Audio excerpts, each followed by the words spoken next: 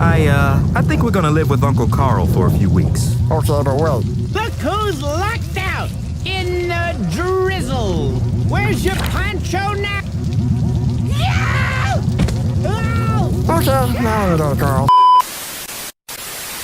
Hey everyone, it's Ignignot. So the Unico Nova Blast campaign that promised us that they would be emailing us with updates apparently has been doing more updates on Facebook without a single email going out. So I see that they're keeping their track records of keeping their promises to zero. Anyway, so now they're making an optional DB15 accessory to put on the back of the bar top portion. However, it's on the front. So apparently whoever's writing the post doesn't understand what the visuals are at display here. And then they are saying that they're taking it one step further with a hitbox or keyboard style arcade stick that they're going to be selling optionally, which they do show here, which kind of looks like every other generic ass hitbox that you get from eBay from China, as you can see here. And it plugs into the front. I have no idea what they're talking about with the plugging into the back, unless there's something internally that needs to plug into this to the back. So does this not come stock? That's kind of what it seems like.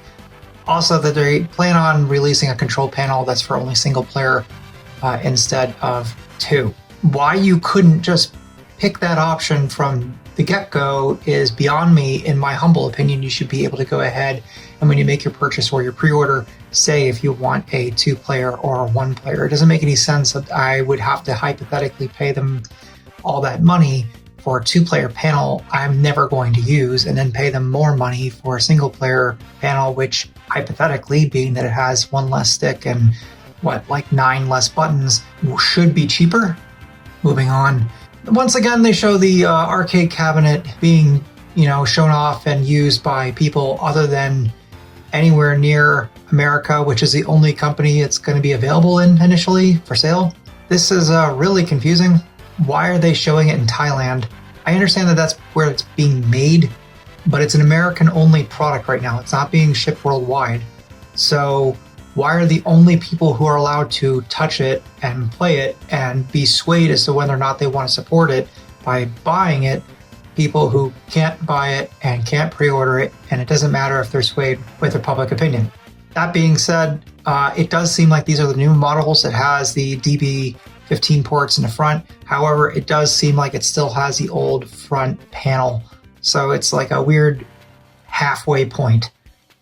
That being said, it still looks as cheap as ever with panels bowing and not quite being flush back to back with each other.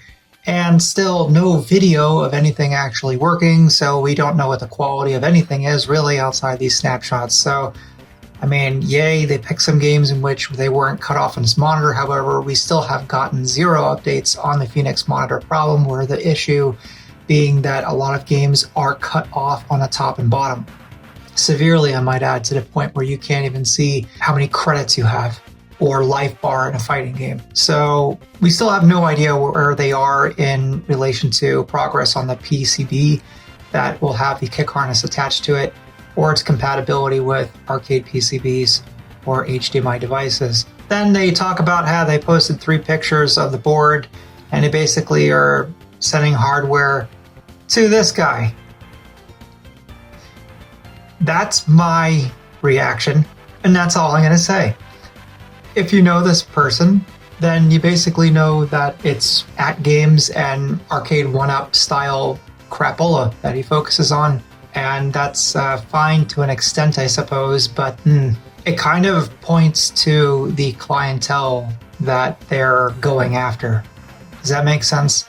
I'm not seeing them talk about or sending any type of samples to anyone who goes over Vuelixes or Blast Cities or does any type of modernization of old arcade cabinets. They are going after the guy who buys glorified IKEA furniture with a Raspberry Pi inside. So that should tell you something about the quality that you're going to expect. So I'm personally glad still that I canceled my pre-order. I think that that's probably the route to go. If you are interested in getting something, there are actually quite a bit of options out there.